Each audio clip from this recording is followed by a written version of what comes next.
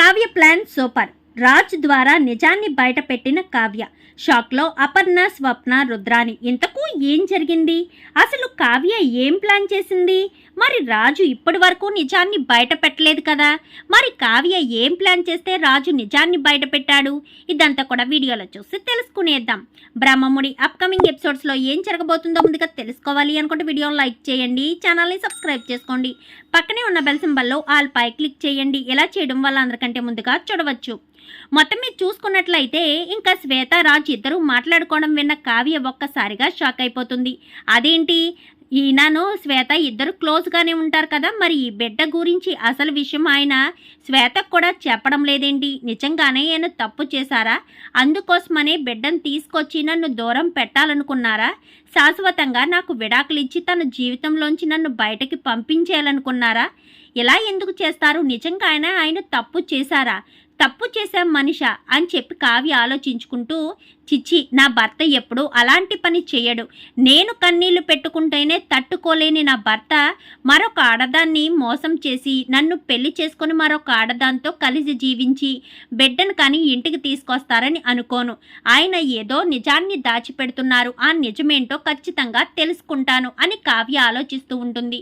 ఇంకా శృతి అయితే, madam designs ready madam అని చెప్పాను. కానీ సరే డిజైన్స్ అన్నీ కూడా రెడీ అయిపోయాయి కదా, ఇంకా నాకు ఇక్కడ వర్క్ ఏమీ లేదు కదని చెప్పాను. కానీ ప్రజెంట్ వర్క్ ఏమీ లేదు మేడం అని చెప్పనేసరికి, సరే అయితే నాకు ఒక ఇంపార్టెంట్ కాల్ మాట్లాడుకు రావాలి, నేను బయటికి వెళ్తున్నానని చెప్పాను. కానీ సరే మేడం అని చెప్పి ఇంకా కావ్య అయితే బయటికి వెళ్తుంది.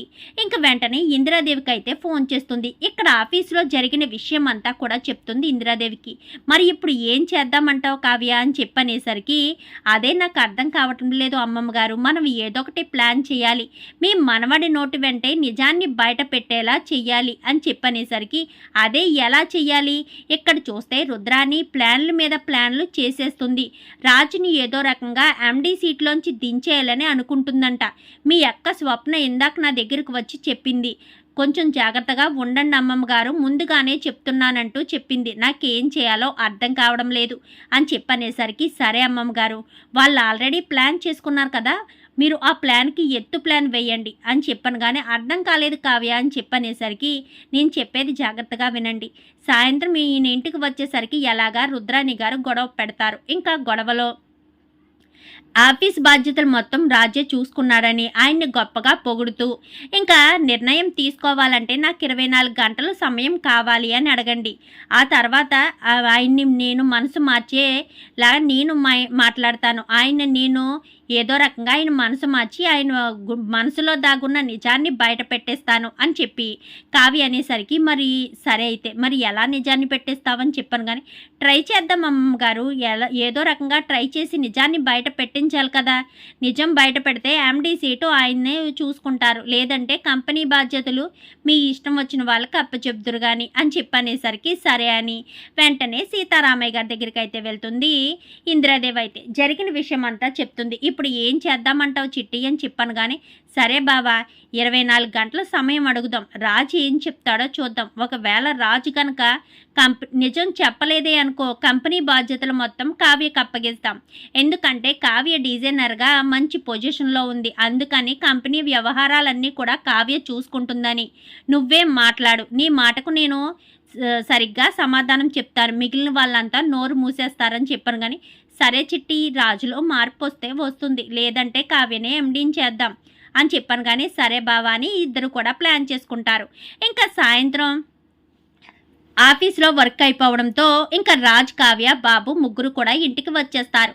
కావ్య దారిలో ఒక్క మాట కూడా మాట్లాడదు. బాబుకు కావాల్సినవి ఏమైనా తీసుకోవాలా గ్రోసరీస్ అని చెప్పి ఇంకా రాజ్ అడిగినా కానీ అన్నీ ఉన్నాయన్నట్టుగానే సమాధానం చెప్తుంది. సరే అని ఇంకా ఇంటికి వచ్చేస్తారు. ఇంకా రాజు వాళ్ళు ఇంటికి రావడంతో ఇంకా రుద్రాణి అయితే మొదలు పెట్టేస్తుంది, ఏంటి వదిన ఏంటిదంతా, ఇంట్లో ఒకరు చేస్తే ఒక న్యాయం, ఒకరు చేస్తే ఒక న్యాయమునా? రాజు తప్పు చేస్తే రాజును మందలించడం మానేసి ఇంట్లో వాళ్ళు ఎవరూ మాట్లాడకుండా ఉండండి అంటున్నారు. అదే నా కొడుకు తప్పు చేస్తే ఏదో పెద్ద నేరం చేసినట్టుగా చూస్తున్నారు. అసలు ఏంటి వదినా, ఏంటిదంతా? మరి రాజు ఎందుకు ఇంకా ఆఫీసులో ఎండీ సీట్లో కూర్చోవాలి? వాడిని కూడా ఎండీ సీట్ నుంచి దించేయాలి కదా అని చెప్పాను. కానీ ఏం చేశాడని దించేయాలి నా కొడుకుని రుద్రాని? నీ కొడుకులాగా 30 లక్షల రూపాయలు తగలెట్టేశాడని దించేయాలా అని చెప్పాను. కానీ అదేంటక్క అలా మాట్లాడతావు? రాజు వల్లే కదా ఈరోజు ₹1,00,00,000 నష్టం వచ్చింది. రుద్రాని కొడుకు రాహుల్ 30 లక్షలే చేశాడు, కానీ రాజు అయితే ₹1,00,00,000 నష్టం వచ్చేటట్టు చేశాడు అని చెప్పాను. కానీ ఏం మాట్లాడుతున్నావు ధాన్యలక్ష్మి? రాజు చేసింది ₹1,00,00,000 నష్టం వచ్చేలా చేశాడే తప్ప వాడు తినేయలేదు కదా. అక్కడ రాహుల్ డబ్బులు మొత్తం తీసేసుకున్నాడు అని చెప్పాను. కానీ ఏదైతే ఏముంది వదిన అక్క, ఏదైనా ఒకటే, పోవడం డబ్బులు పోవడం అయితే జరిగాయి కదా అంటూ ధాన్యలక్ష్మి మాట్లాడేసరికి ఇంకా నోరు మోస్తారా అందరూను? ఎందుకు ఒకరి మీద ఒకరు అలా చెప్పుకుంటున్నారు? ఇంట్లో అందరూ కలిసి ఉండాలని, ఉమ్మడి కుటుంబంగా ఉండాలని మేము అనుకుంటుంటే మీరందరూ ఎవరిష్టం వచ్చినట్టు వాళ్ళు వాగుతూ ఉంటే పెద్దరికంగా మేము ఉన్నది దేనికి? మేము మాట్లాడడానికి అవకాశం ఇస్తారా అని చెప్పి ఇంకా ఇందిరాదేవి అనేసరికి, నువ్వు చెప్పమ్మా, న్యాయం చెప్పు. రాజ్ తప్పు చేస్తేనే తప్పు కాదా? రాహుల్ చేస్తేనే దాన్ని తప్పుగా పరిగణిస్తారా? నువ్వు చెప్పమ్మా అని చెప్పాను. కానీ అన్నీ చెప్తాను రుద్రాని, నీకెందుకు చెప్పను? అన్నీ చెప్తాను. ఇప్పుడేంటి, రాజు ఎప్పుడెప్పుడు ఎండీ పదవి నుంచి దిగిపోతే నీ కొడుకును అందలం ఎక్కిందామనా అని చెప్పాను. కానీ నా కొడుకునే ఎందుకు ఎక్కించాలని అనుకుంటాను అమ్మ. కళ్యాణ్ కూడా ఉన్నాడు కదా అని చెప్పనేసరికి, కళ్యాణ్ ఎలా ఉంటాడు? కళ్యాణ్ అందలం ఎక్కడానికి వాడికి కవితలు తప్ప ఏమీ రావు.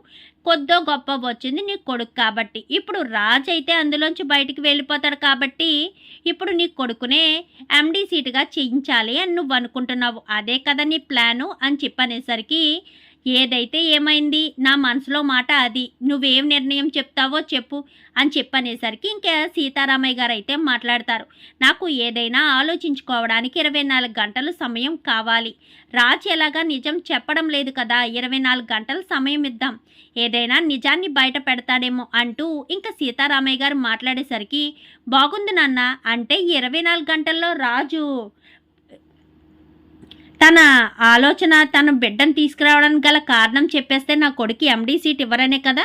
నేనేమి నీ కొడుక్కి ఎండీ సీట్ ఇస్తానని మాట ఇవ్వలేదు కదా రుద్రాని, కేవలం చెప్తున్నానంతే. నా నిర్ణయం ఏదైనా సరే రేపు సాయంత్రమే చెప్తాను. అప్పటి వరకు ఎవరికి ఎండీ సీట్ ఇస్తానో ఎవరికి ఇవ్వననేది నేను ఏమీ చెప్పను.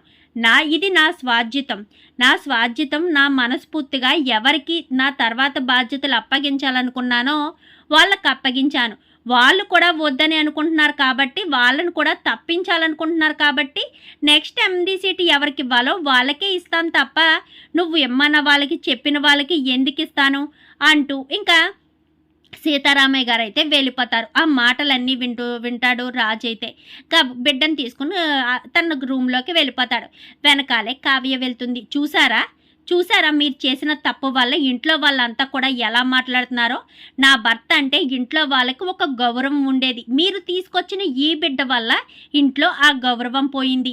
అటు ఆఫీసులో కూడా మిమ్మల్ని ఒక దోషిని చూసినట్టు చూస్తున్నారు.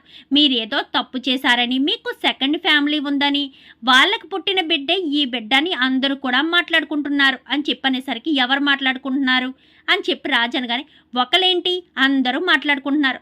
మీ మీద ఎంతో నమ్మకంతో మీ తాతయ్య గారు ఈ బాధ్యతని మీకు అప్పగించారు. ఆయన కొడుకులకు కూడా అప్పచెప్పకుండా ఆ వారసత్వాన్ని మీకు అప్పగించారంటే మీ మీద ఆయనకి ఎంత నమ్మకం ఉంది? అంత నమ్మకం పెట్టుకున్న ఆయన్ని కూడా మీరు మోసం చేశారు. నిజాన్ని చెప్పమని ఎన్ని రకాలుగా అడుగుతున్నా కానీ మీరు నిజం చెప్పడం లేదు. ఒక బ్రాంచ్ అప్పగించినందుకే 30 లక్షల రూపాయలు తగలేసిన రాహుల్ ఇప్పుడు ఆఫీసు మొత్తం స్వరాజ్ గ్రూప్ ఆఫ్ కంపెనీస్ మొత్తం వాడి చేతిలో పెడితే ఇంకా ఏమన్నా ఉంటుందా? మొత్తం కుప్పకూలిపోతుంది.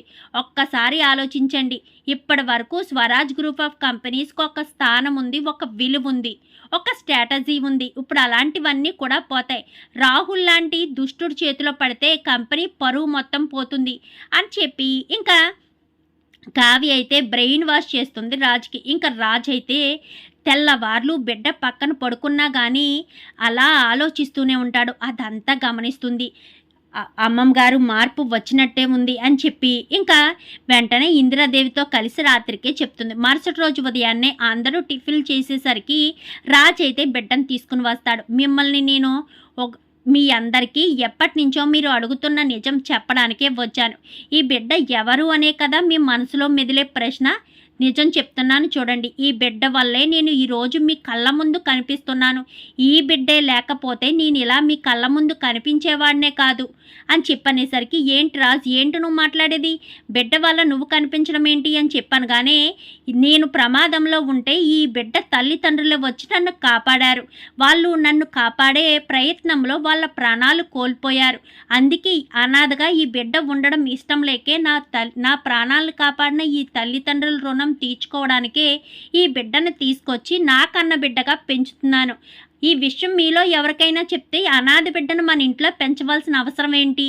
అనాథాశ్రమంలో వేయమని చెప్తారు. నా ప్రాణానికి విలువనిచ్చి వాళ్ళు కాపాడిన దానికి కృతజ్ఞతగా ఈ బిడ్డను అనాథాశ్రమంలో వేయడం నాకు ఇష్టం లేకే నేను మీకు ఈ నిజాన్ని చెప్పలేదు. కానీ అంత బాధ్యతలుగా అంత పరువున్న కంపెనీస్ని రాహుల్ చేతిలో పెట్టడం ఇష్టం లేక ఇప్పటికి నిజాన్ని బయటపెడుతున్నాను అని రాజ్ అయితే బిడ్డను తీసుకుని లోపలికి వెళ్ళిపోతాడు. ఇంకా అపర్ణ కళ్ళల్లోంచి నీళ్ళు అలా వస్తూ ఉంటాయి. ఇంకా అందరూ కూడా చాలా బాధగా ఫీల్ అవుతారు. ఇంకా అపర్ణ, ఇందిరాదేవి అయితే రాజ్ వెనకాలే టిఫిన్ చేస్తూ వెనకాలే వెళ్ళిపోతారు. రాజ్ అనుకుంటూ, ఏంటి నా మీద కోపం తగ్గిందా మమ్మీ అని చెప్పాను, కానీ నీ మీద నాకు కోపం ఎందుకుంటుందిరా? ఎవరో బిడ్డను తీసుకొచ్చి బిడ్డ ఎవరో ఏంటో అడిగినా కానీ నువ్వు సమాధానం చెప్పకపోయేసరికి నాకు కోపం వచ్చిందే తప్ప నువ్వు తప్పు చేయవన్న నమ్మకం నా మనసులో ఉంది అని చెప్పి అపర్ణ అందరూ కూడా అంటారు. మొత్తానికైతే కావ్య ఇటు ఇందిరాదేవి వేసిన ప్లాన్కి రాజు నిజాన్ని అయితే బయటపెడతాడు. చూద్దాం రాబోయే ఎపిసోడ్స్లో ఏం జరుగుతుందో.